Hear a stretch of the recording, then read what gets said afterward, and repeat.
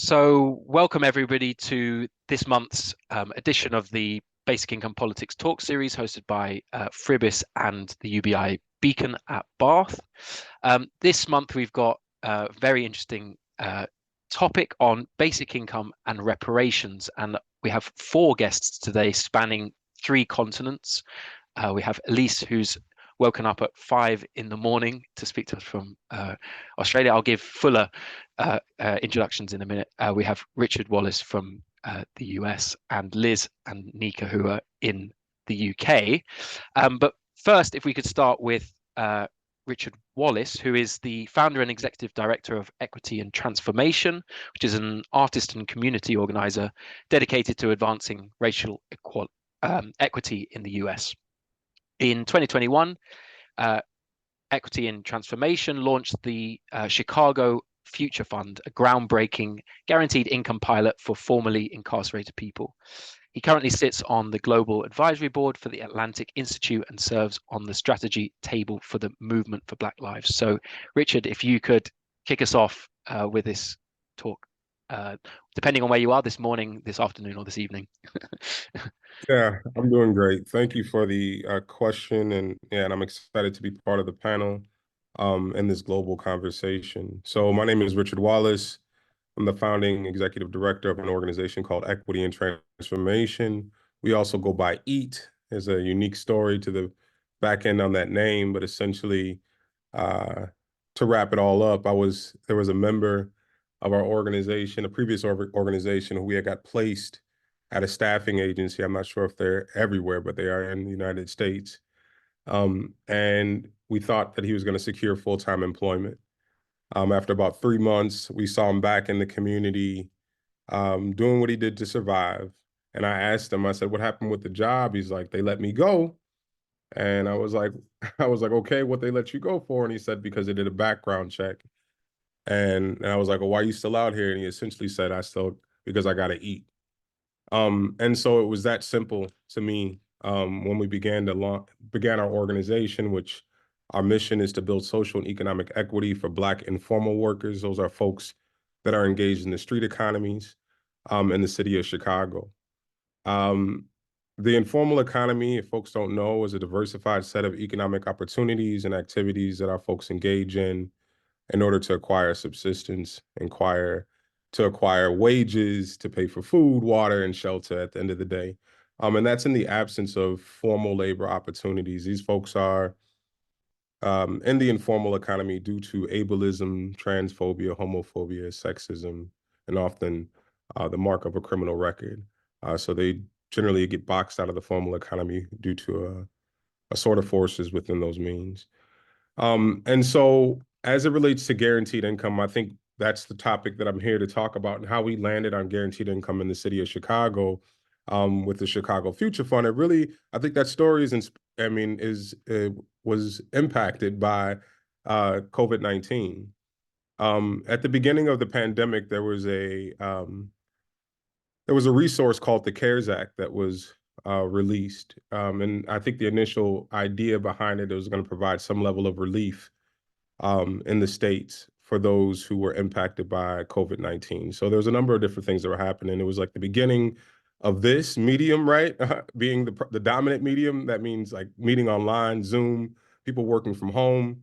And we began to question, what does that mean for informal workers, for people that are in the street economy, who have to leave their home in order to make an income. And so when the CARES Act was released, there were two components, two eligibility criteria within the CARES Act that excluded, I would say, 80% of our base. And those two provisions were, one, if you hadn't worked in the last 5 years, you were ineligible to receive this relief. And this relief was a direct cash payment. So if you hadn't worked in the last 5 years, you were ineligible. And if you owed child support, you were ineligible. And the way that we perceive that is that anyone who hasn't worked in the last 5 years and does not have the resources to provide for their children is most likely the most important community to invest in. And so we launched a a COVID-19, we called it this care package, the COVID-19, I forget exactly what we call it. But it was like a care package. So we filled it with recipes and, I think recommendations around social distancing. And then we provided a direct cash payment. And that was grassroots fundraising. And so we put up a post and we had a GoFundMe going and people donated and we gave that money directly to community. At the end of that, I think almost 2-year process of providing direct cash payments, and I know that we provided direct cash payments to over 800 households in the city of Chicago during the pandemic. We had no data to really talk about what the impact of that was. At the same time, we were in 2018, right before the pandemic, we advanced a campaign around recreational cannabis legalization in the state of Illinois. It was a bill called HB 1438. And it was the first bill to incorporate reparations for the war on drugs. And so when we say reparations for the war on drugs, that's essentially what we meant. There were carve-outs. We had 800,000 expungements for those who had low-level cannabis arrests. We won 25% of the tax revenue, which was supposed to be allocated to community. And that money continuously grows. And there's a program called R3 that's assigned with with the developing a process to disperse that that money, that tax revenue, to eligible entities. And so I'm gonna talk a little bit more about that in a bit. So it's the end, it's like 2021, and we're looking at the we're looking at the cannabis arrest, or we're looking at the impact of our policy. We were really excited when the policy was passed. We advocated in 2018, it passed in 2019, it was signed into law by our governor in 2020, went into effect in 2020. And after the first year of legalization, there were over 2,000 arrests for cannabis under legalization. And that was the first flag for us, because what that meant is that people were still being harmed due to old drug war policies. And if this was reparations for the war on drugs, then people would not be harmed. And then when we did a deeper look, we saw that Black communities were essentially priced out of the market, either as being part of the business or as consumers. And so there were a number of fights, and there still are a number of fights in the city of Chicago around HB 1438. But we decided that we wanted to focus in solely on the survivors of the war on drugs. This is the demographic that we advocate on behalf. And what do they need? What does satisfaction at the end of the day look like for survivors of the war on drugs? What have we won? What are the pieces within the policy that are, I think, that are keepable, right? That we should keep. And then, sorry, that was my little tech system. It's a garage overhead. But anyway, so what are the pieces of the policy that we should keep, and what are the pieces that we should amend?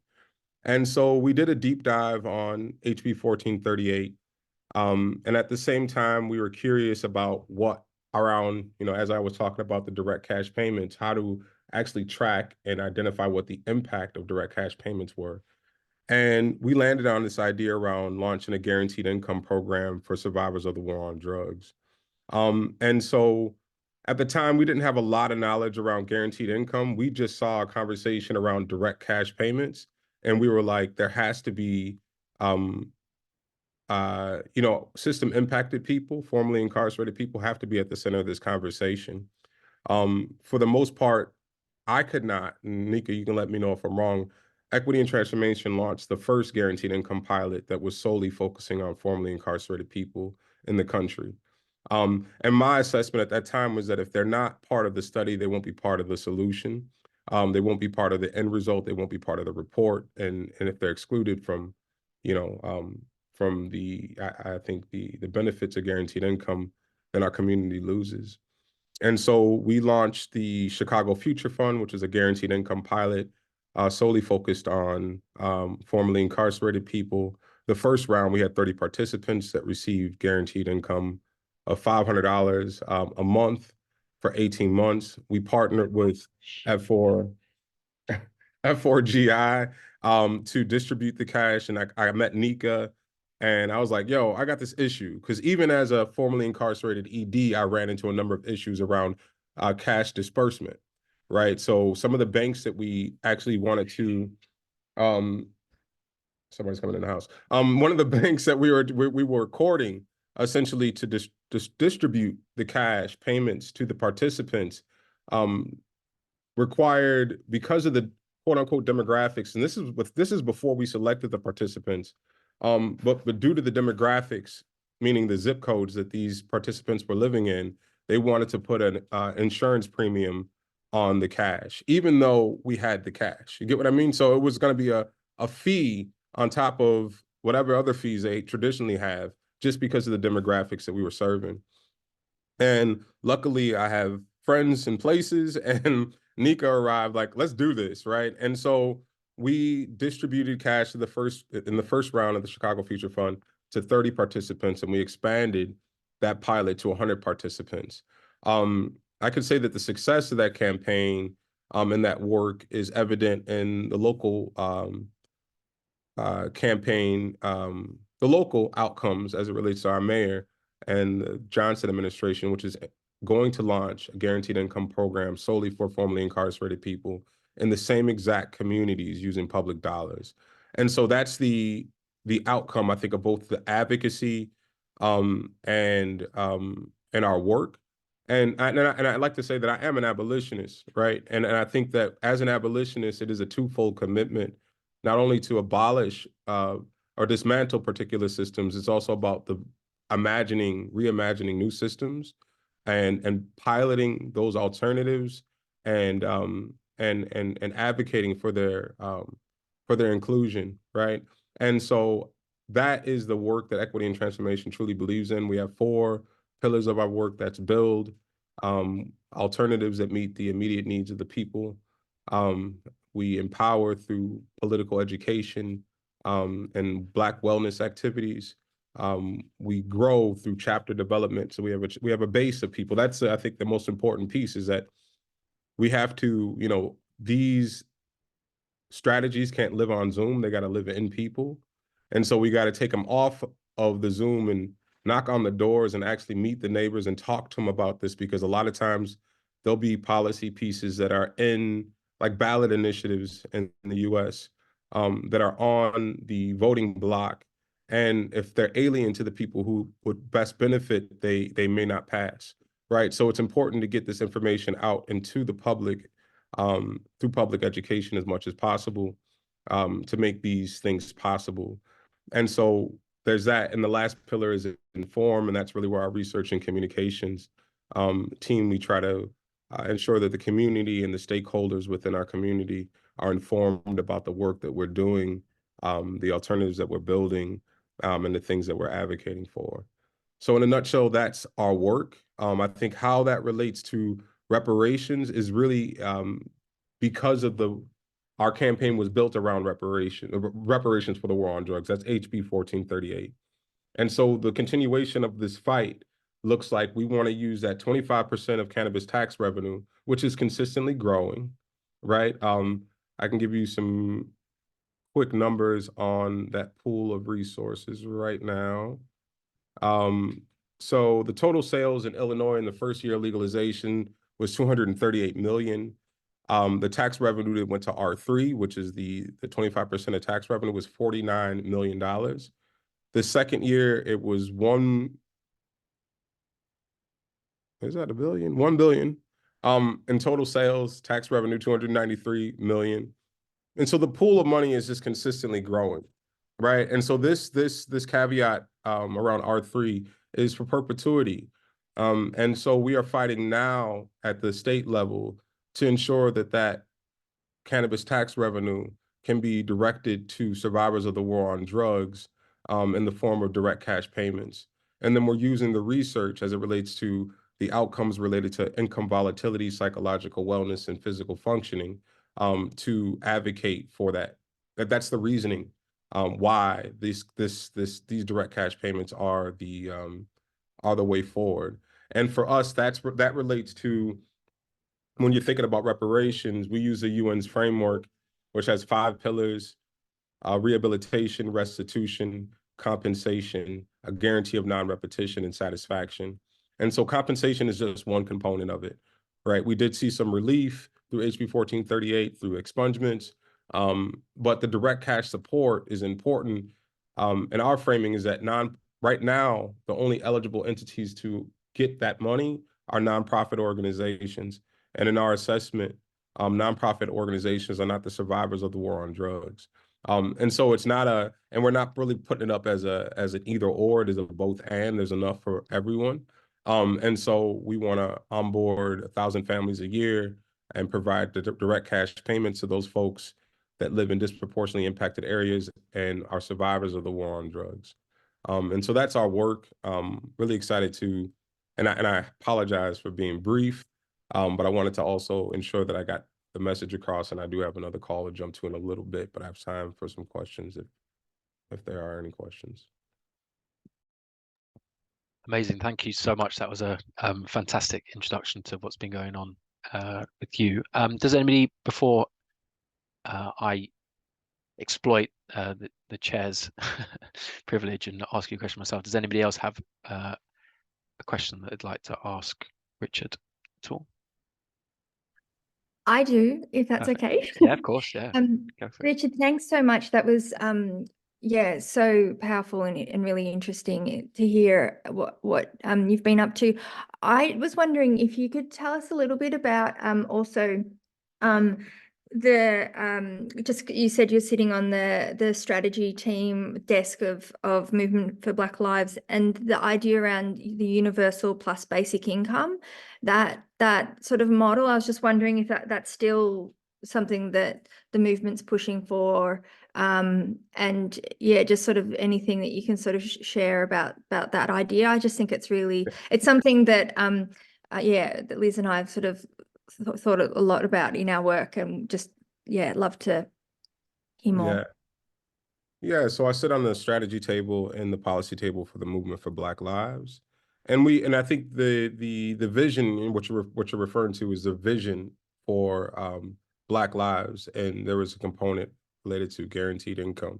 And so I think globally, not just nationally, we have used that vision as a North Star, right? And so while M4BL is an ecosystem of hundreds of organizations, every organization is unique and they have their own campaign. So there's a lot of folks that are working on Divest Invest. There are a lot of folks that are working on environmental. There are folks that are working on gender justice. There are folks that are working on criminal justice reform. And there's some folks that are in the interim, or that are at the intersection of criminal justice and economic justice, like equity and transformation, which made us fit for kind of advancing this guaranteed income framework. I do not see a world where guaranteed income is a priority over reparations, right? There's no way to get to guaranteed income as a conversation starter without reparations, because when we talk about equity, we're talking about two or more groups standing on relatively equal footing, right? There's no way, and then from there, you can begin to create a guaranteed and/or universal basic income.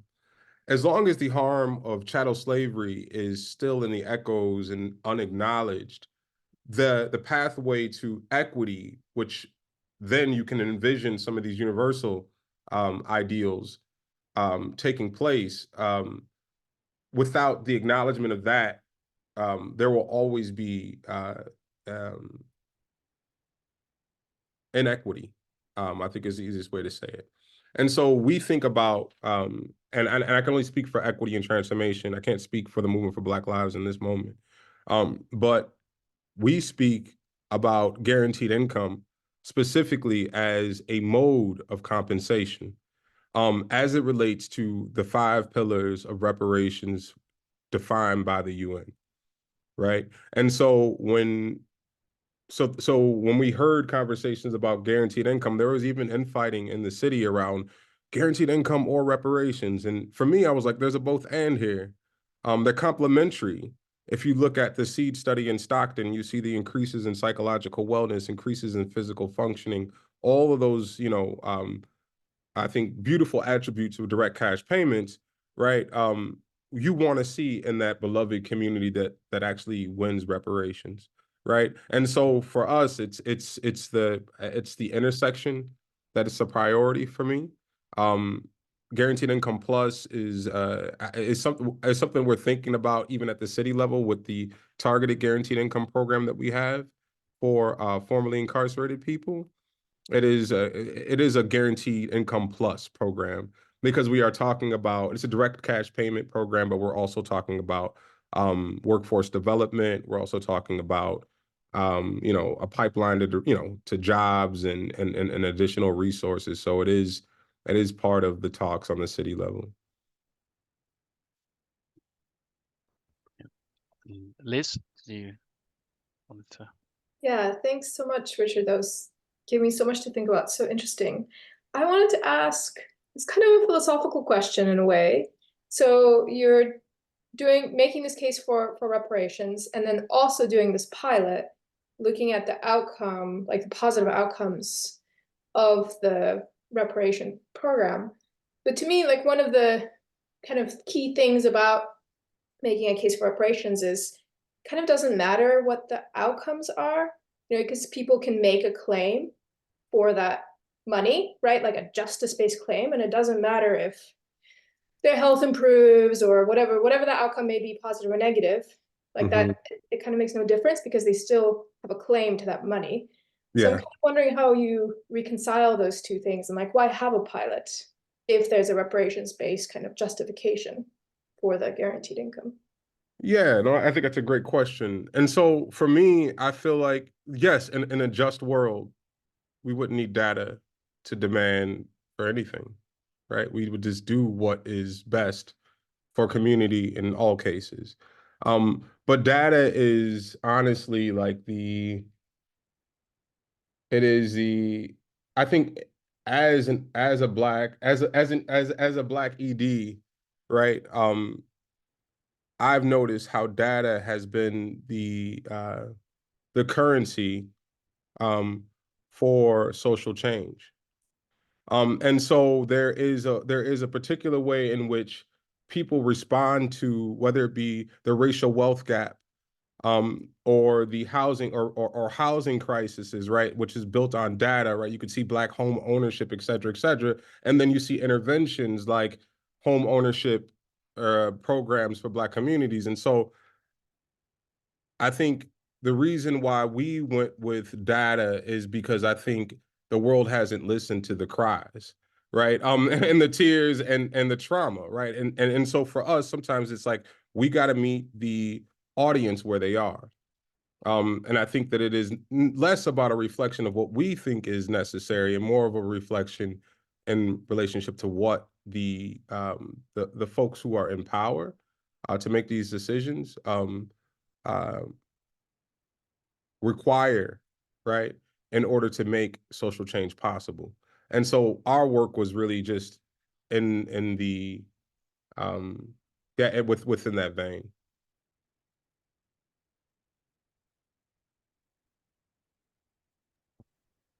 Does anybody else have any other questions? I just wanted to ask whether if you like, the medium term or long term ambition for EAT was, if you like, Chicago or Illinois kind of focused, or if there was like a national perspective on what reparations and its link to basic income and guaranteed income would be. I mean, in your mind, the kind of pathway to change, is it a local thing or is it a national, a state level thing or a national thing? Like, how do you at EAT sort of envisage it? Yeah, I think,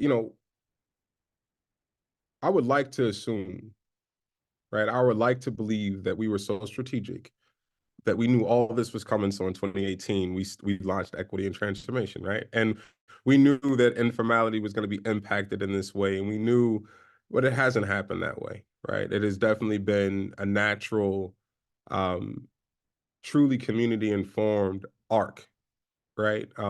And so we have been focused on, I've said consistently, until we do Chicago well, we won't move forward.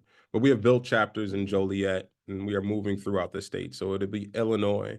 And then I think we do have ambitions about national. What does it look like to begin to organize Black informal workers across the country, right? And then as it relates to reparations and the reparations movement, there are a number of campaigns that exist present day that we also support. Like, we are firm supporters of HR 40, which is on Biden's desk right now, and he can sign it, right? Which calls on a commission to study, right, the impact of chattel slavery. We are and we support, that's like NCOBRA is one of the organizations, and RAM, along with Reparations United and a host of other organizations that are leading that work, that are also have seats at the Movement for Black Lives. So, like, we have an ecosystem of organizations that are doing an abundance of work, and it looks different places. I think one of the continuations of our work moving forward is, we want to secure direct cash payments in Chicago.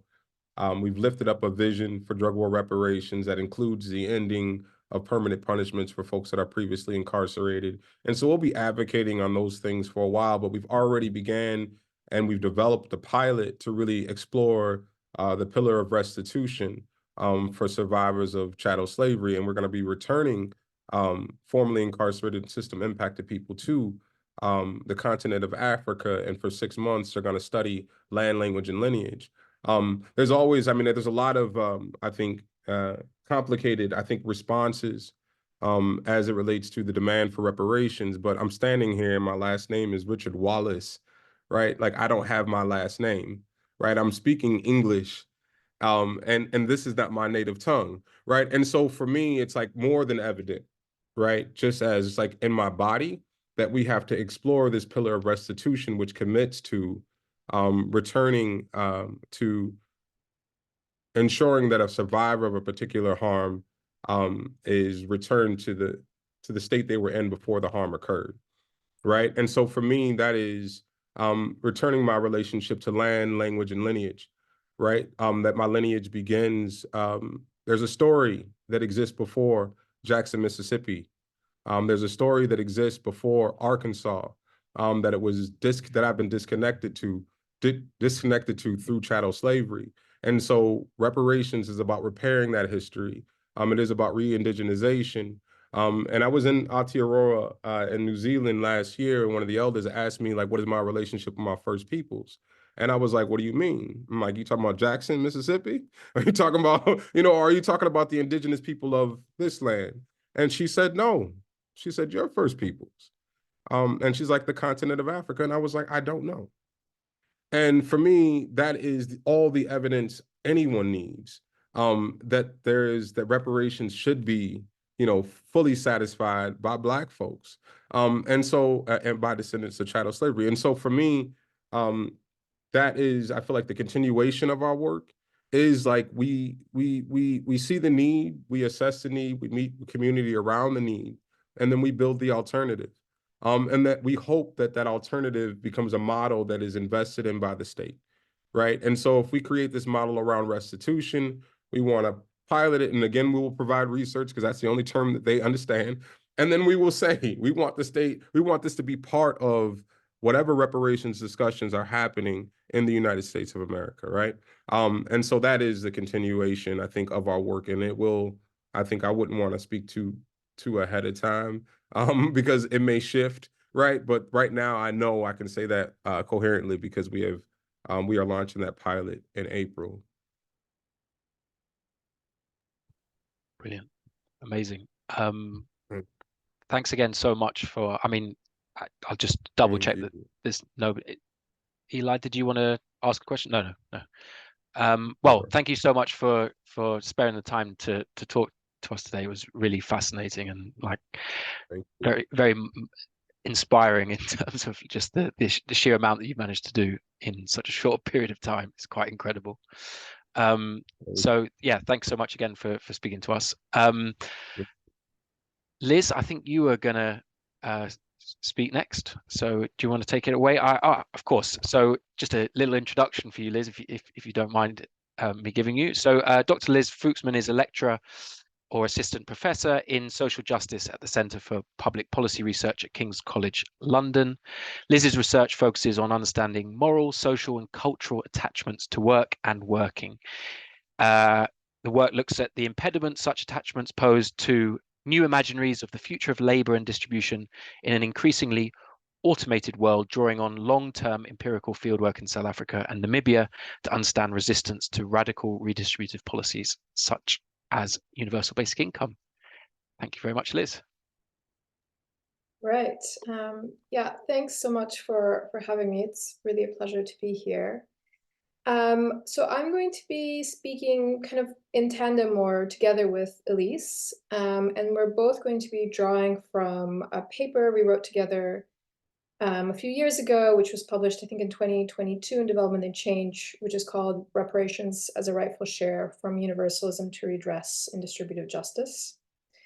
And I'm just going to issue like a warning in advance that it's quite a kind of theoretical paper in a way. I think it's a little bit of a departure for both of us because we're both kind of empirical scholars. But this paper, we're kind of trying to think through some gnarly issues that were sort of bothering both of us. We do use case studies though to try to think through it. And I do think the case studies, one of the case studies draws quite a bit on Elise's empirical work, and she'll speak to that in a bit.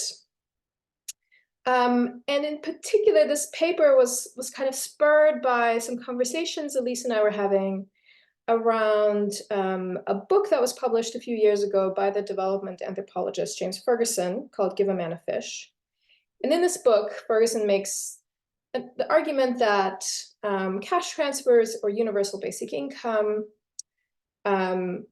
should be, and in fact will be in the future, based on what he terms a politics of distribution or politics of claim making. And these are claims that should be based on a rightful share, what he terms a rightful share of collective wealth. And this is wealth that's created by past generations and thus should be rightfully shared out amongst all of us universally, hence universal basic income.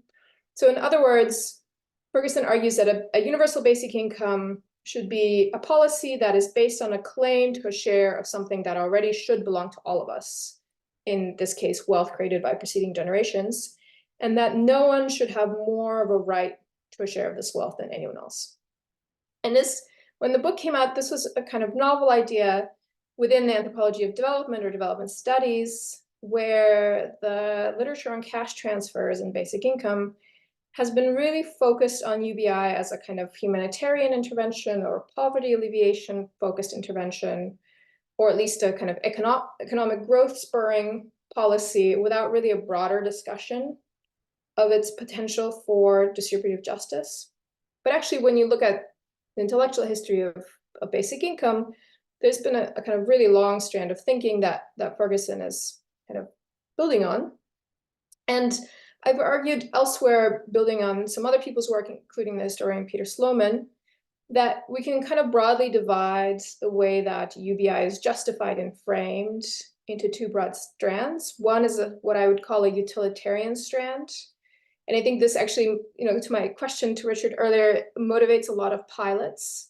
And this is a kind of argument that we should have a basic income because it's a good way to alleviate poverty, or because it leads to lots of social goods, like better health outcomes or women's empowerment or lower crime rates or better growth or better employment, or at least a kind of humanitarian claim to basic needs or to kind of bureaucratic efficiency. So for instance, where I do my fieldwork in South Africa and Namibia, where there are really lively campaigns for universal basic income, this is the arguments, the kinds of arguments I hear most often in policy circles.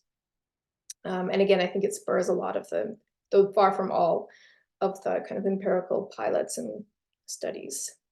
And then the other strand I would call the kind of distributive justice strand. And that's arguments that are focused on claim making to shares of wealth that should be rightfully held in common, or that have been wrongly appropriated by some people. And I think the reparations and basic income conversation is really very much within and contributing to this tradition.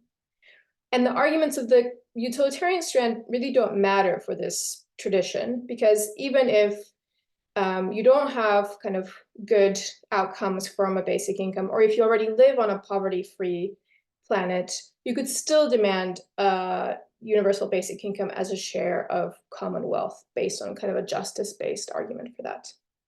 And that would subdivide this distributive justice argument into kind of two main strands that I think have emerged in UBI literature.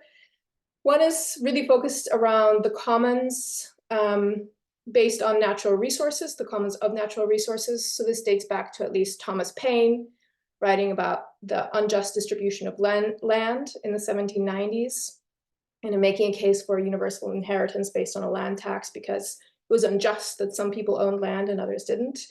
All the way through, for instance, Guy Standing talking about the commons dividend, sort of trying to reframe UBI as a commons dividend, looking at, again, natural resource commons or, the ocean as a commons, etc. And then the second strand, I would say, is what Ferguson terms claims to shares of the productive apparatus. So this is claims to shares of wealth, for instance, created by past generations or created with the help of public goods. And this, in fact, both of them make the case that everyone has a right to a share. The second one, the share of production or means of production, just based on being human. So again, hence the universal basic income, right? Everyone has a claim. But what sort of troubled Elise and I when we started sort of thinking about this paper is that, of course, if you think historically and also in the present day, if you think about the process of how this common productive apparatus has been created, some people were and are harmed a lot more in this process than others. So can you make a kind of universal argument based on kind of shared humanness if you have this really sort of unequal and uneven history and process? So for instance, Nancy Fraser has written about the way that the exploitation of some workers was actually built and continues to be built on the expropriation of others. For instance, the expropriation of some people's land, but also of their capacity, for instance, through chattel slavery or through ongoing unfreed labor. And I think what's been really helping us think about this is a kind of resurgence that's happened in the past decade or so of theories of racial capitalism, which really highlights this history and the way that the invention of racial categories, both historically and in the present day, has enabled the expropriation of certain populations as a kind of foundational move of capitalism. So through the slave trade, through colonialism, but also through racialization and superexploitation of certain populations within the global north. So for instance, migrants in the present day and historically as well. So basically we wanted to ask, well, could it be that some have more of a right to a rightful share than others if this kind of common inheritance that we've been thinking about has in fact been built on far greater suffering for some population than others? And of course, there is a body of scholarship that can help us think about this, and that's the scholarship on reparations. So some of the scholarship on reparations or on the paying back of injustices, such as slavery or colonization, can be very legalistic. So it can be very much in this kind of settlement model, focused on strict compensation of individual survivors or direct descendants. But there are other much broader framings, such as the atonement model, which really emphasize collective apology and atonement through material redress. And this is the material redress which gives actually weight to the apology. And it's interesting to look at recent examples, some very imperfect, of attempts at reparations or debates around reparations in the real world and how these different models emerge. So for instance, the UK paid 20 million in reparations to survivors of the Mau Mau Rebellion in 2003. This was a really like settlement-based model. There was a legal case. You kind of had to prove that you were a descendant. And then more recently, Germany has offered Namibia development aid, not cash directly, as a recognition, but not framed as reparations for the Herero Nama genocide, which happened in the early 20th century. And there's been kind of a lot of controversy around that. Maybe we can talk about that a little bit in the Q&A. So it's interesting to think through some of these recent cases. But in this paper, we use reparations in a much broader way, kind of drawing on the work of Deborah Thomas, who writes about reparations as a way of thinking. And in so doing, we're trying to reconcile, on the one hand, this idea that everyone universally has a right to a share of production or means of production based on just being human, but also reconciling that with the fact that present inequalities are tied to past injustices and not just contemporary structural failures. So sort of the dark underbelly of the history of capitalism. So then we want to ask, what does a reparations way of thinking bring to contemporary debates around distributive justice, particularly around universal mechanisms of redistribution, such as UBI? So what happens when we take history and race and colonialism and gender as seriously as the present day injustices of capitalism, of the fact that wealth is really unevenly distributed? And can distributory justice be rightful? Can it be a rightful share without being reparative, particularly reparative of specific historical wrong? So in the paper, we're trying to examine reparations as another form of distributive claim making, alongside and sometimes in contradiction with and sometimes in tension with claims to universal redistribution of collective wealth. So in the paper, we use 3 case studies to try to think through this. So reparations for slavery, looking at some of the policy documents actually of the movement for Black lives, reparations for colonialism, looking at kind of reparations debates more broadly on the African continent, and then reparations for settler colonialism, and in particular, looking at social policy, the way social policy impacts Indigenous populations in Australia, and that's, Elise will speak a bit more to that in a moment. But before I hand over, I just want to kind of tie it together by stating the 3 kind of core sub-arguments that emerge in the paper. And I think then Elise can sort of unpack some of them in her case study. The first is that historical and contemporary intersections of race, class, and capitalism point us towards an underlying intersection between distributive and reparative justice. The second is that there's equal importance to symbolic and material recognition within such claims for distributive and reparative justice. So what maybe Nancy Fraser called recognition and redistribution. And finally, that historical acts of exploitation and expropriation, such as slavery or colonialism, continue to shape and even to be enacted in contemporary social policy. So this isn't just about history, this is also about the present day. So for example, the way that histories of chattel slavery or say the Victorian Poor Laws continue to echo through contemporary welfare policies, including places like South Africa, where I do research, where welfare policies often build on the presumption that poor people are lazy or cannot be trusted with money and must be forced into the labor market through a fear of destitution, even when, as in the case of South Africa, there's really not enough jobs to go around. So ultimately, we argue that providing avenues of recognition and redress of historical and ongoing injustice is kind of a key part of constructing claims to rightful shares of collective wealth, and thus that reparative justice has to be a key part of distributive justice. Obviously, we don't have time to go into all 3 case studies, so I'm going to hand over to Elise to talk about the third one, which is around Australian settler colonialism. I'll end there. Thanks, Liz. Thanks a lot. And just before I start talking, I just want to acknowledge the unceded and sovereign stolen lands of the Ngunnawal, in which I live and calling in on. And I also want to acknowledge the unceded lands of the Boonwurrung, which I grew up on, the Ngambri, the Wurundjeri, and the Mirarong and Gadjurong's lands, in which I've worked on, including ordering some of these thoughts in which I will share. So just to highlight one of the sort of points from Liz and what she sort of has very gracefully outlined, I think, is the sort of tension coming from a settler colony in thinking about basic income is often the the way in which race is often overlooked, and specifically structures of white supremacy as well as coloniality. And so sort of Liz has sort of talked about the tension of racial capitalism.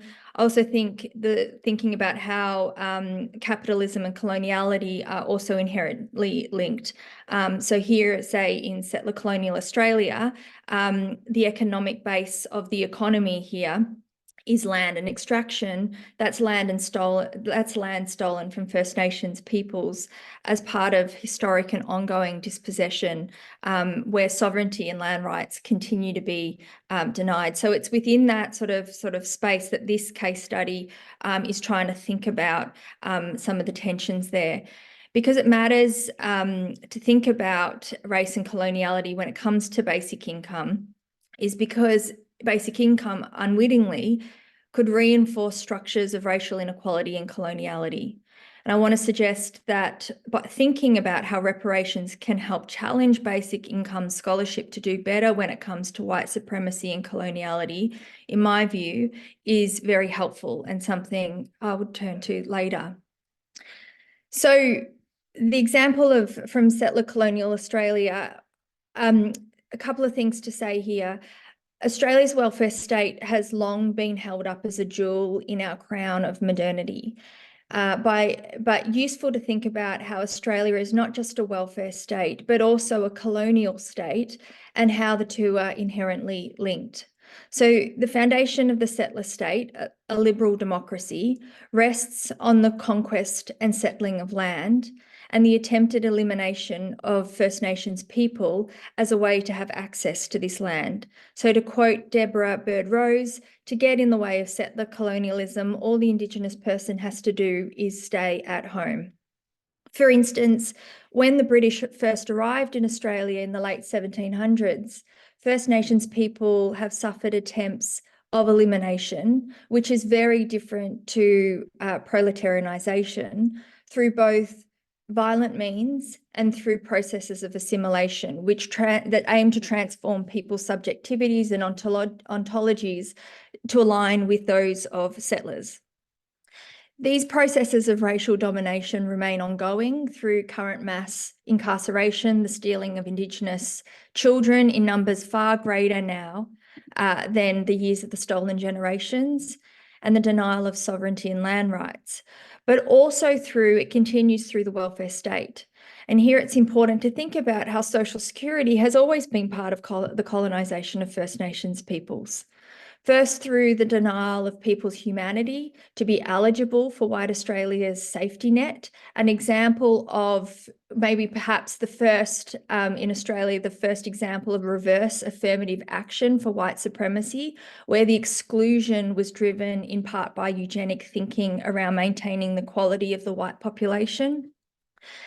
Even in the post-war period, which is often romanticised as the good days for the welfare state before sort of the neoliberal shift, colonialism was very much underway. First Nations people continued to be excluded from social security payments and were rather subjected to rations, which were used to keep people indentured on pastoral stations and missions.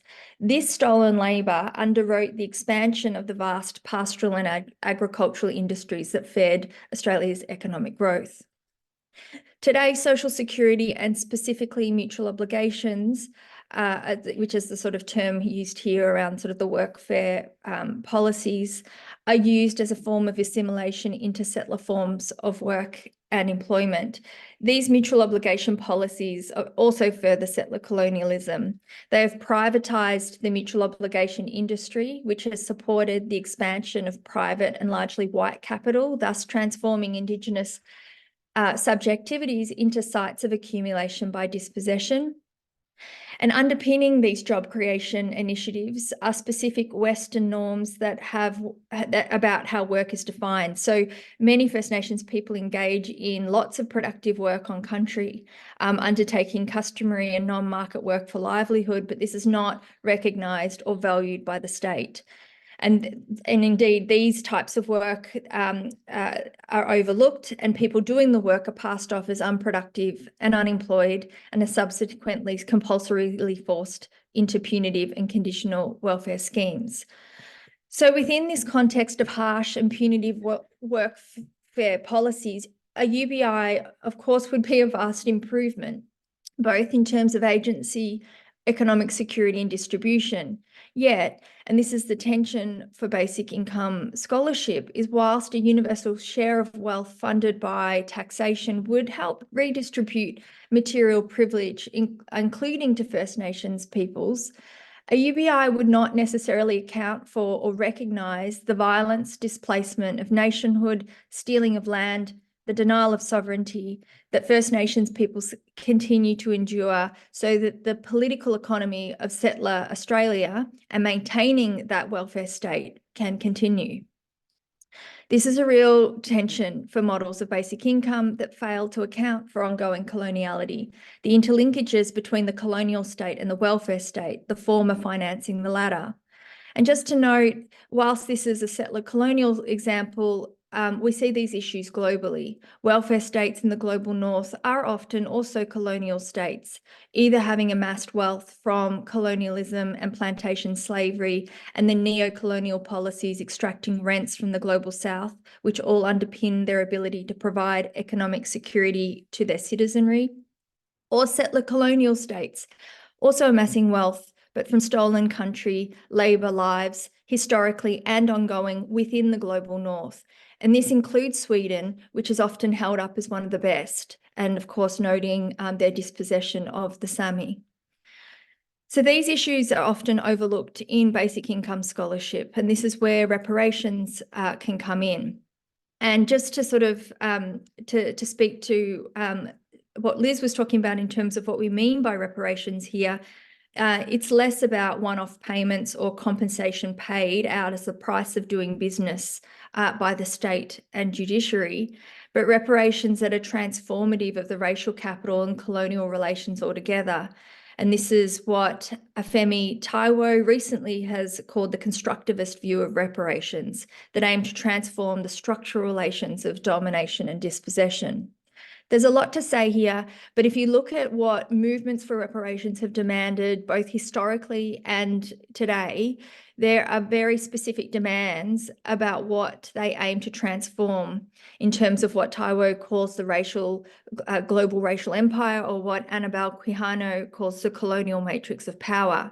Specifically, reparation demands that have sought transformation have offered very real ways to unsettle racial capitalism, such as using funds to both redistribute and build anti-capital and anti-colonial movements and arrangements, or land-based reparations that demand the return of land because the territorialisation of Indigenous land is central to maintaining the settler state and denial of Indigenous sovereignties.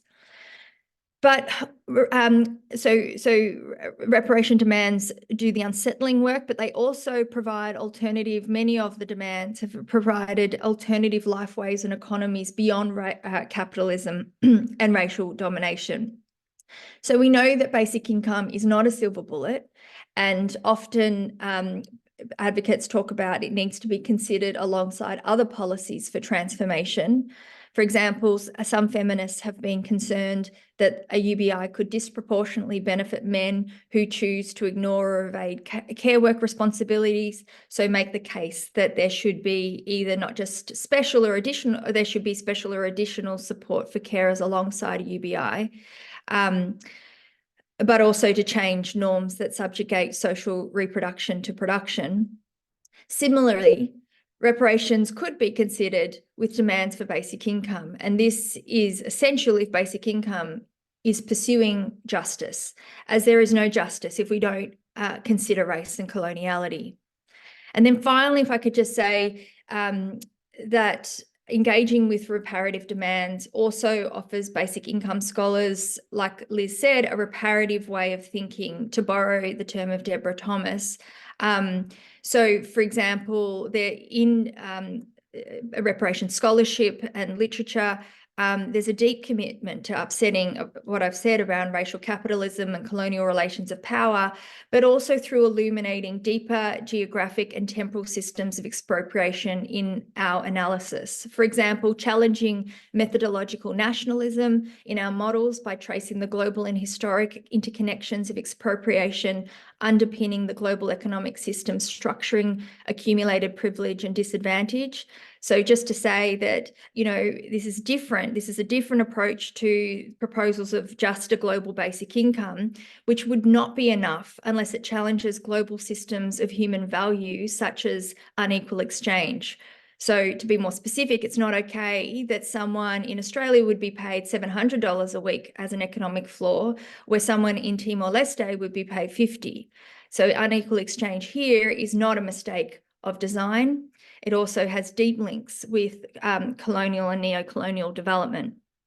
Also, reparative thinking pushes on how we sort of think about time and timeframes in our analysis, and pushes us to think about how the past plays out in the present, using much broader timescales, you know, particularly of the last 400 years rather than often the last 60, to understand justice. So these are some, I think, very productive and useful ways that can help, I think, drive and push basic income analysis. Thank you. Amazing. Thank you so much both for that fantastic talk of your paper. Does anybody have any questions for Liz or Elise at all? Jürgen. Hi, thanks both. I'm almost dreading asking something because there was so much going on. Like probably need quite a lot more time to digest all this. So I'm very fascinated and puzzled by the whole basic income reparations link. So I'm sort of trying to get my head round to some of this. Sort of three small, well, not small points, but 3 points that I think are linked, and I kind of wanted to sort of tease out your reactions to them, right? So the first one is, as Liz was talking, the sort of, you know, the whole disconnect or the relation, the tension between sort of distribution and reparations. I mean, one of the things that struck me is that we actually have a sort of a similar tension within the basic income debate, sort of in as such. And the starting point there is that, I mean, in one sense, basic income is the biggest con in public policy, if you like, right? Because it effectively pretends to be equal and giving everyone the same thing. And we all know that ultimately basic income is some sort of redistributive system, right?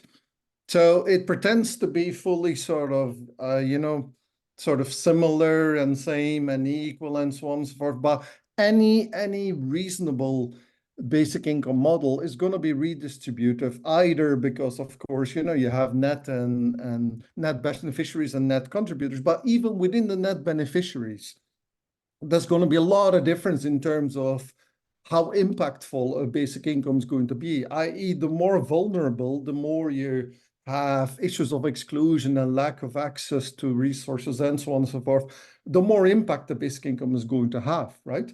So that made me think, I sort of wonder whether there's something to the idea that, you know, basic income is sort of on the face of it a distribution system, but perhaps there's something like, you know, implicit targeting, implicit reparations going on, subject to the condition that, so to speak, the most vulnerable people, in a very broad sense, are also the people who are effectively most harmed through reparations, you know? As long as that link exists, however you want to flesh that out. And again, it's very, very broad. It's very coarse-grained, right? Because public policy often is like that. It's not that fine-grained. But at the coarse-grained level, it seems that there's something there for the reparations people, even if it's, you know, sort of, you know, you have to eat the distribution side in order to get to the implicit reparations, so to speak. A second point then is all the stuff about recognition. I fully agree. Basic income is shit when it comes to recognition, right? I mean, clearly there's something massively missing that basic income is incapable of doing when it comes to recognition, and to expect it to do that, I think, is generally a category mistake. I mean, let me give you the example of gender and care. So many people argue that basic income is good for women. And one, I think it's really, really important that we bring in the gender perspective. And yes, I think basic income can do a lot of things for women. It does not, however, recognize care work, right? To think that basic income can do recognition of care work makes no sense, because basic income does recognition, so to speak, of everything by its very definition, right? I mean, it actually recognizes the surfer for being a surfer. I mean, famous example there. So, so I think, in a sense, on the reparation side, it's very obvious to me that in addition to basic income, you do need a lot of other work being done to bring in the actual reparation side. But my slight puzzlement is why you think that has to be connected in a strong sense. So it seems to me that these are almost two separate agendas. And that brings me to the third point. And the third point, in a way, is sort of partly what I was thinking as Richard before was talking. So because he was sort of talking about, he was very, very insistent to have that guaranteed income reparations link from his very specific context and experience. And I was thinking about the politics of that. So in a sense, you can see how that builds up an important political momentum. But that momentum is going to, at some point, hit a wall, right? Because I mean, it's almost like a U-shaped curve, so to speak. It's going to help build up and build up. And at some point, the controversies around reparations themselves is going to be the thing that's going to block it, so to speak, politically, right? So, and that, in a sense, makes me then think again about the link and the connect and the disconnect. Is there sort of a scenario where, from a reparations perspective, you want something of, yes, we want the basic income because it provides material support rightly owed to a lot of people who have been, historically the victims of reparations. But strategically, we actually do not necessarily want to insist on that link being there per se. And separately, we do want to have a very strong reparations sort of discourse and policy and politics, but which is not necessarily connected to basic income, but is connected to a lot of other things that are both material and recognitional and expressive and so on and so forth. I don't know whether that makes sense. That's also a lot of things, but it's very, I'm trying to make sense of a lot of moving parts here, so. Jürgen, just thanks so much for that. And Liz, I'll just, if I could just say a couple of points. Thank you. I think there's I think one of the points to make is that, and probably maybe it's a difference between sort of what Richard was sort of putting forward and what we have, is there is a very clear interlinkage when class acts as a bit of a proxy for race, if you like, whereas in, say, settler colonial Australia, or thinking about global North, global South, that is not so clear at all. And so, I think one of the sort of tensions with basic income scholarship, it largely is written and thought about within sort of concerns of capitalism in terms of exploitation and labor exploitation, and less of the concern of another aspect of capitalism, which is the relations of expropriation. And this is sort of, something that Nancy Fraser has laid out, but racial capitalism scholars, global South scholars, very much show the interlinkages. So we don't question the relationship between capitalism and class, or the patriarchal sort of issues of capitalism, which is sort of allowing, which is a part of the basic income movement now, is the sort of critique of from feminists. We totally accept that. The question of the problems of race, and all capitalism is racial capitalism. You can't disconnect the two. So the question around, is reparations linked to the questions of basic income? Absolutely. If we're talking about problems of capitalism, and thinking about justice, you can't disconnect these questions here. How that looks, I think, is different depending on context. And I think that's the point that I made around, is class a proxy for race? Like, it becomes a bit more easier to then just say, then, basic income, would work well for folks who, you know, are and have suffered discriminations and dispossessions as a result of plantation slavery. Here, it's a bit different. So yeah, Elise, maybe you want to also add a bit?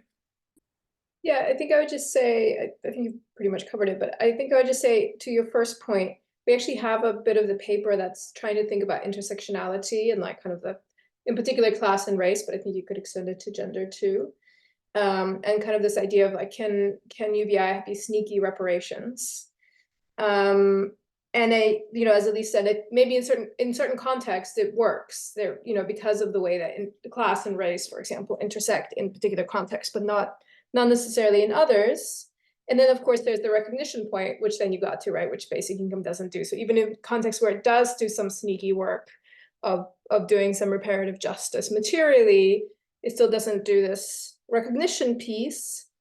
And then why would we expect it to? Well, I think the way that we approach the paper is we just wanted to ask, if you're making a case for basic income through distributive justice, if you're saying we should have a basic income because it's the just thing to do, we're asking, well, does UBI kind of satisfy the case for distributive justice? And there's a kind of universalist case, but we're saying there's actually also this reparative case, and UBI can't, in a way, I think we're saying what you're saying, which is UBI can't fully satisfy it. You also need this reparative recognition piece.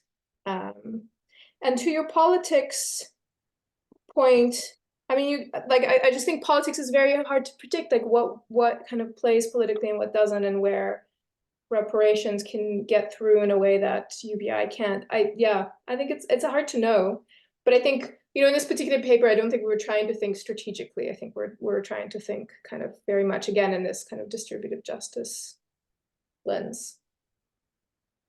Amazing. I'm really sorry, Paul and Bernie, but we're running out of time. We still need Nika to present. So if we've got time at the end, we can keep the conversation going. But if we can move to Nika to present on the Fund for Guaranteed Income. Sure. Can everybody see my screen? Maybe just to connect what I'm going to talk about to some of the previous presentations. How I see universal basic income is that before it makes people recognizable to the state, it makes people visible to the state. And one outcome is recognition, the other outcome is control. And the way that we operate, the way that we implement guaranteed income programs is really with an understanding of the continuation of state violence. And I think an additional missing aspect of the broader UBI debate is the political economy of how states define public safety, how they invest in punishment bureaucracies, and how they empower consultants and the private sector to plan and implement policy. At Fund for Guaranteed Income, which is an organization I started in 2020, we research complex bureaucracy and join hands with movement leaders like Rich to design a safety net that lives up to its name. So we've implemented around 15 guaranteed income pilots. The ones in green are what are ongoing. A couple just to uplift is with the ACLU in Louisiana. We are supporting a Truth and Reconciliation guaranteed income pilot that is funded by former slave owning families in order to support victims of police harassment and brutality. I also want to uplift the Community Love Fund that's working with the National Council for Incarcerated and Formerly Incarcerated Women and Girls. That's supporting a guaranteed income for currently incarcerated women in 14 state and federal prisons.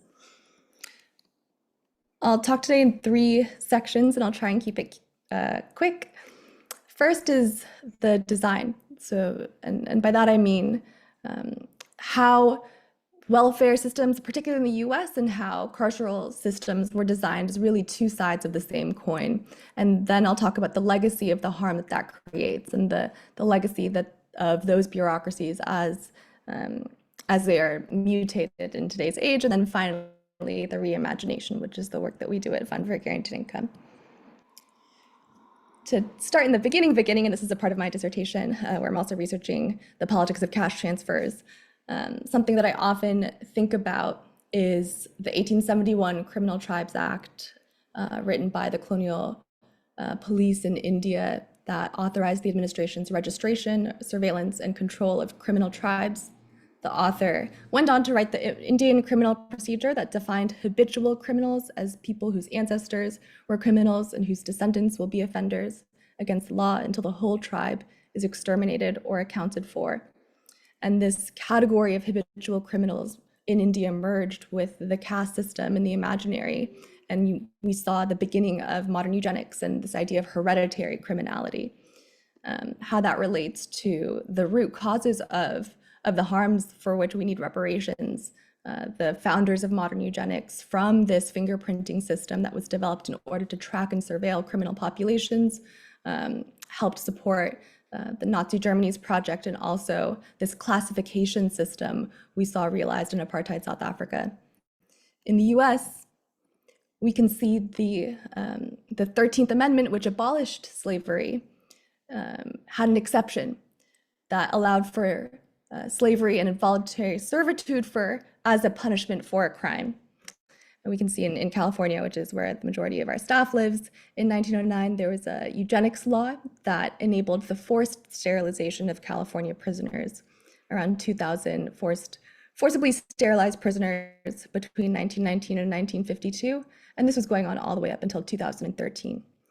And there, in this chart to the right, which is the rise of the prison population in the US, we can see sort of aiding this rise were laws that expanded the federal and state budgets for policing, laws that enabled the prison population to exponentially rise under Reagan, such as the Drug Enforcement Agency, which launched the war on drugs that Rich spoke about earlier. And so what about the other side? What about reparations efforts? The most significant likely is the German reparations program, an agreement between two countries. So we can compare $89 billion to, in South Africa, 21,000 survivors of apartheid who spoke the Truth and Reconciliation Commission, which is globally hailed, were allocated a one-time payment of $4,000 US, even though the commission requested a wealth tax to fund reparations, and also that industries that benefited from the system of apartheid to allocate money. In the US, I want to speak briefly about the Freedmen's Bank, which was open from 1865 to 74. It was the first economic institution to provide financial services to the emancipated population. In practice, it was run by the white elite with little to no oversight, issued high-risk loans to 80% of the loans were issued to the white elite, to their network in DC or among elected officials, but 91% of the deposits were from the Black population. I'll jump a little closer to the contemporary moment today in California. In the wake of George Floyd's murder, the 2020 California Reparations Commission noted that the state could owe Black residents $800 billion for discrimination in policing and housing loans alone. In 2021, the California Compensation Program for survivors of forced sterilization allocated up to $25,000 per survivor, but only 101 people were approved and 331 people were denied. And finally, as recently as today, actually, California passed a Prop 1, which is a ballot measure that allocates $6 billion for forced treatment, and that's new language for the incarceration and surveillance of people with substance abuse disorders.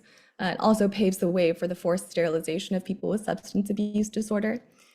California has a special provision that allows for the privacy, HIPAA laws essentially to be violated in order for the sheriff's departments of local counties to be the person who views individuals' medical records. And Accenture is the preferred implementation partner.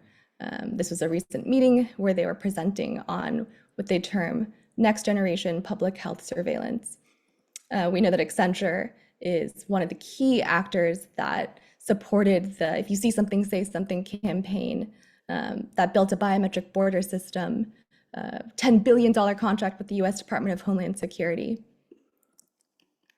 And in LA County, Accenture is also the entity that is redoing a pretrial strategy vision that 40 community groups have been developing over 4 years. 12 consultants will redo it in 12 months. In LA County, there's a Breathe Guaranteed Income Program that 600,000 people applied to. The program has 1,000 spots. There are also 600,000 people who are at risk of falling into houselessness. And so we can see in this chart, for every $1 spent on policing in what is the largest jail system in the world, with the largest sheriff's department in the world, compare that to the money allocated to housing. And I'll mention housing one more time because of a program that we're working on with HUD at the federal level to reform Section 8 vouchers. Section 8 vouchers, one of the largest expenditures. 1 in 10 eligible households receive a voucher, and 1 in 20 can secure housing with a voucher. And part of that is because of the administration and the kinds of surveillance that recipients are subjected to, everything from inspections of properties that one wants to lease that take up to 120 days, at which point oftentimes the property is now off the market.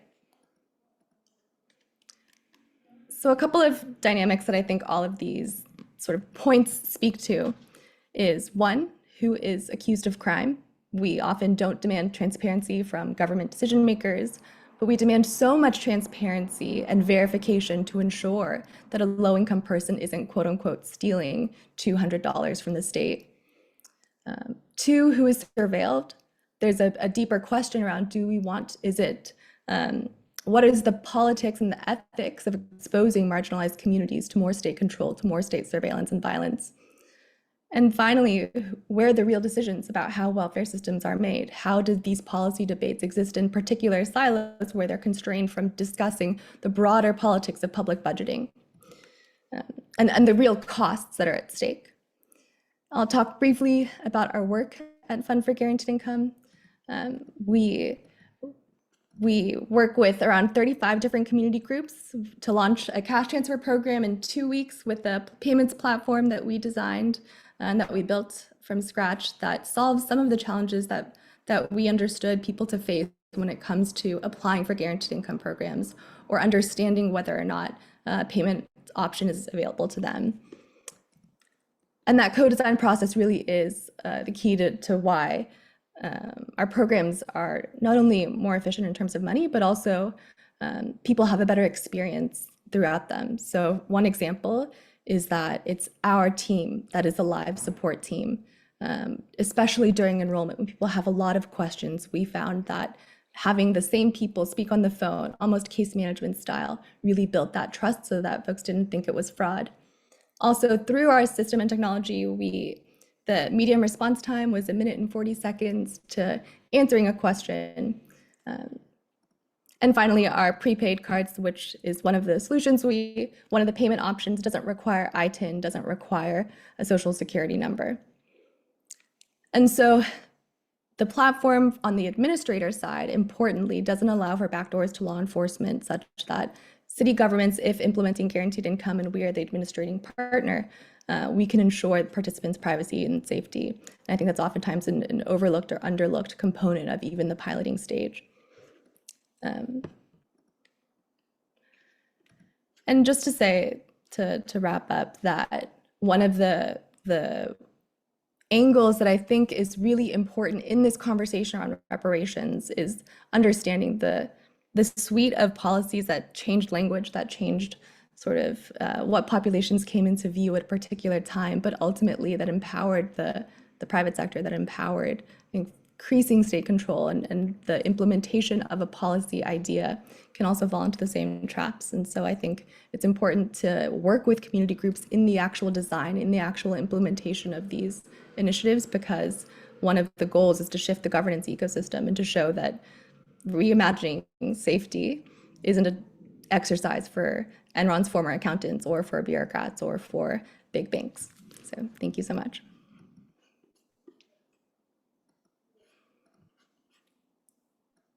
Amazing. Thank you so much, Nika. Does anybody have any questions for her at all?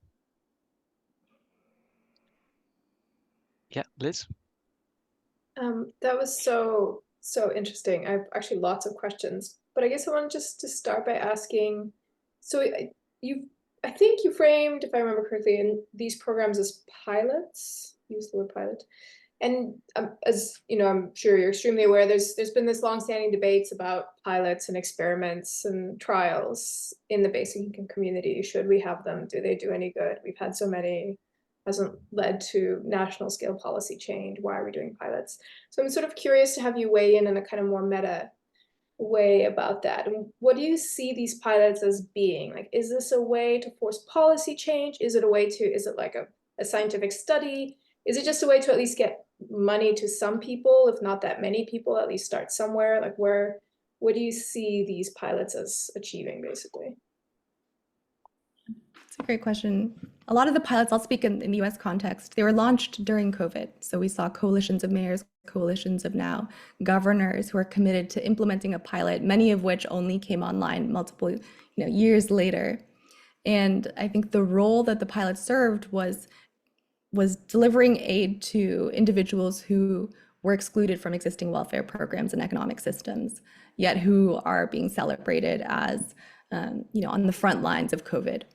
So that was one reason, is the deeper failure of the state to be able to distribute funds in the US, because our systems were so outdated. We received checks in the mail at the same time as we were defunding the Postal Service. And so you can imagine the actual delays. And one of the challenges, and actually one of the harms that I think of this model of piloting, is that really a lot of them are structured as randomized controlled trials to prove an already empirically proven question around what is the impact of direct cash. And structuring the question that way actually structures the debate that way. And we see similar conversations happening that still, I think, fail to challenge the deeper question of, is it rightful to be celebrating a city's 200-person pilot that's around $2 million at the same time as that very same city just reallocated $2 billion to increase the number of police on the street? And these conversations were happening at the same time during COVID, but were happening in silos. And I think that's one of the negative consequences of so much of the way that the disaggregated state functions is through the nonprofit sector, actually, and through a cottage industry of folks who are interested in particular research outcomes.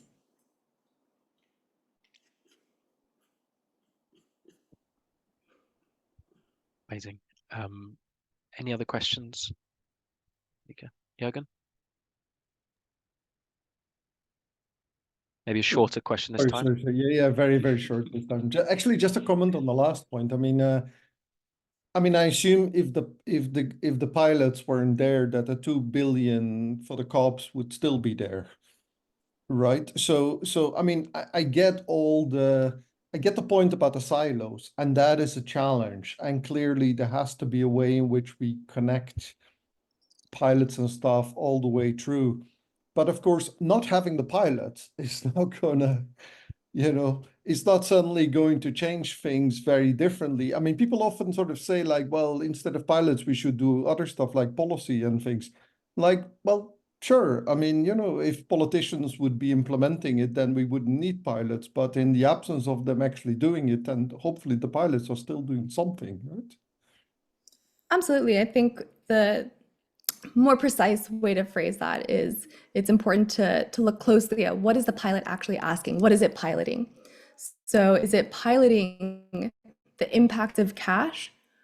Or is it piloting unanswered policy questions such as, what are the bottlenecks? What are the barriers that people face to accessing welfare programs? What are some of the deeper reasons for why the welfare system and infrastructure is inaccessible? And as we implement this cash system, can we innovate there? And can we actually realize what I think are the underlying principles of universal basic income? And that question, I don't think, really has made it to the debate or the conversation. Brilliant. We've got about 2 minutes left. If anybody has a very quick question to ask.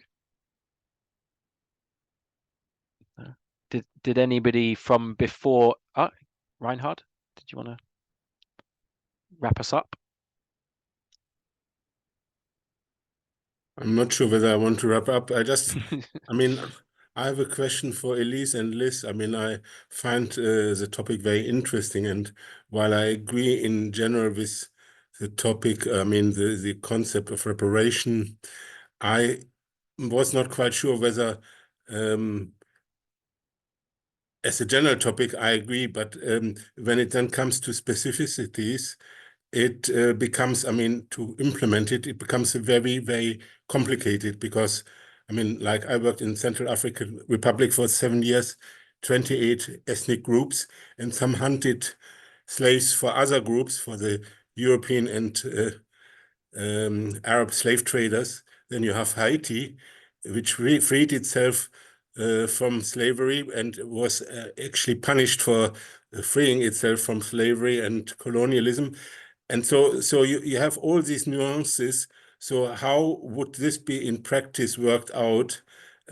Because you have so many differences in all these. So I can only see a clear sort of reparation if it's a sort of relatively recent event, like the issue with the war on drugs, or if it's quite clear with the Mau Mau and their descendants. But otherwise, it becomes a very messy affair, and you have endless discussions and arguments who is more entitled or less entitled to sort of reparations. So I just wanted to ask Liz and Elise how they imagine this in practice, not in theory, in practice, how to work out. Thank you. Thank you. Just That's before- oh yeah. Because I know that Nika has to leave on the dot, so I just wanted to say at this point, I mean, basically, thank you so much to everyone for participating.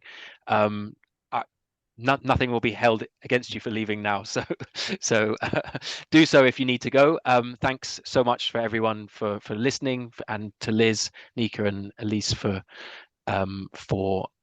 presenting such interesting giving such interesting presentations on the topic of basic income and reparations. So thanks very much, everyone.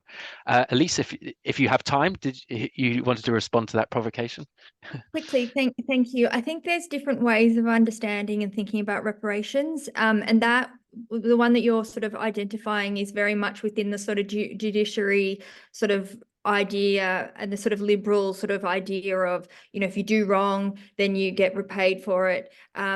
There is, and I think a lot of the demands, if you look at, you know, the Herero demands from Germany, if you look at, you know, the declaration that was put forward by lots of folks at the World Conference Against Racism in 2001, there was a really important work around reparations there. If you look at reparations movements here across the states, they have been transformative. So they've been less focused at individual payments, although that is, you know, definitely part of the conversation. But there's also a strand that's transformative, that is less about paying this person and accounting for this person, but it's about the non-repetition. So it's about changing the structures that created the crime in the first place. So it's not just, you know, pay money and return and lets everyone return to normal. If we're talking about what that normal is, then we're talking about a system of white supremacy, of coloniality, et cetera, et cetera. So these movements try and upend and unsettle the status quo, if you like, so those crimes cannot continue again. And that's the transformative aspect. So the kinds of then demands that have been asked is a transfer of capital, but it's a transformation, it's a transfer to try and sort of, unsettle some of those strands that are continue to create injustice. So they're less about who gets what and more about the structures that are creating the situation. And I would just add to that, completely agree with what Elise said. And I would just add to that you often hear this argument being made that reparations is a good idea, but it's very, very complicated to implement, so we can't do it. And from a pragmatic perspective, I mean, theoretically, I agree with Elise, everything Elise said, but from a pragmatic perspective, I think I'd also add, like, let's start with the low-hanging fruit. That's fine. We'll start with the easy ones. How about reparations for colonialism? And we could just do say kind of like some kind of global basic income that goes from former colonial powers to former colonies. Like, let's start with that. I think there's lots of kind of easy ones. I mean, not politically easy, but kind of ones you Can I can't come straight imagine back about happening, right? We don't have to get hung up in the like really tricky cases straight away, basically. Paul, did you want to? Yeah, sorry, this is what I wanted to come in on before. There is a fundamental clash between reparations and distributive justice. But a lot of that has to do with the inconsistencies of reparations in themselves. You've just said that colonialism is low-hanging fruit.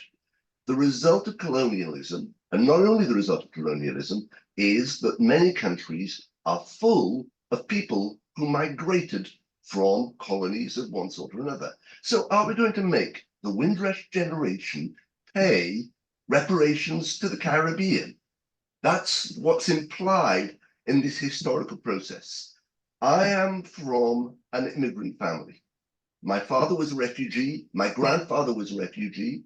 My great-grandfather was an economic migrant, and my great-great-grandfather was a refugee.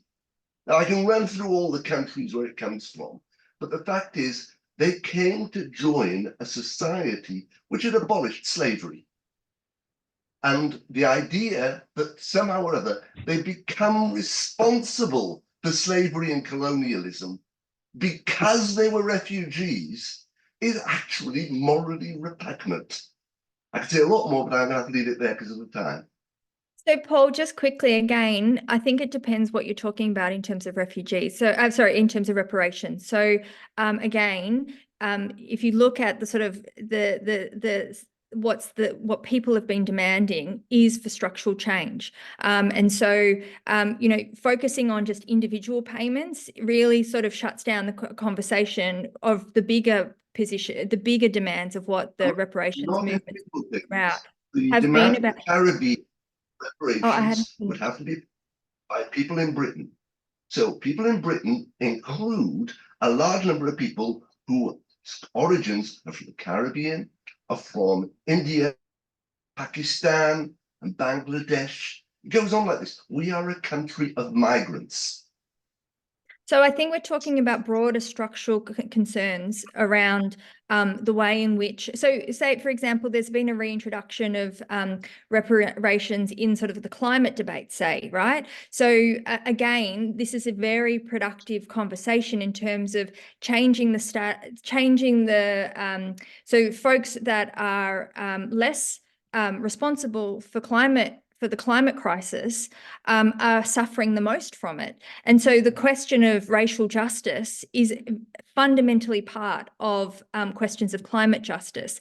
And then you have this question of reparations playing out in the climate debates. They're less about individual payments and more about changing the structures that are allowing that dynamic of dispossession of folks who are not responsible for what is going on globally in terms of the climate. So again, I just sort of say these are structural questions around, you know, what kind of provocations, what kind of thinking do we need to think about challenging these dynamics structurally rather than individually. And I'd say, you know, it's not individuals that are paying in those individual demands either. It's the states that are paying. I'm not getting the point over. I'm not talking about it. Jumping in on that, Paul, I have to say I couldn't disagree more with the points he made. And I think it's a really ahistorical way of thinking, actually. Yes, Britain abolished slavery after profiting enormously from it, right? And at that point, yeah, it was fine. But of course, Britain continued to profit enormously from other places that continued to practice slavery, for instance, by importing cheap raw cotton from places that had slavery at the time, right? So I think you have to think much more carefully about the kind of historical statements and data that you're drawing on. Now, in terms of your point about, you know, does the Windrush generation pay for reparations from colonialism? Again, I would say you have to think intersectionally, right? Who's getting paid how much and what kind of work are they doing in the UK in the present day, right? If you have reparations for colonialism that are based on progressive taxation, it's not going to be the Windrush generation that's paying for this, right? If you look at where wealth is concentrated in the UK, and if that's a major concern of yours, make it an even more progressive taxation system where it's the wealthy that contribute even more, right? And again, if we think intersectionally about who the wealthy are in the UK, it's not the Windrush generation, right? So I think we have to be a little bit more careful about both our historical claims and also the way that class, race, and migration histories intersect in the present day.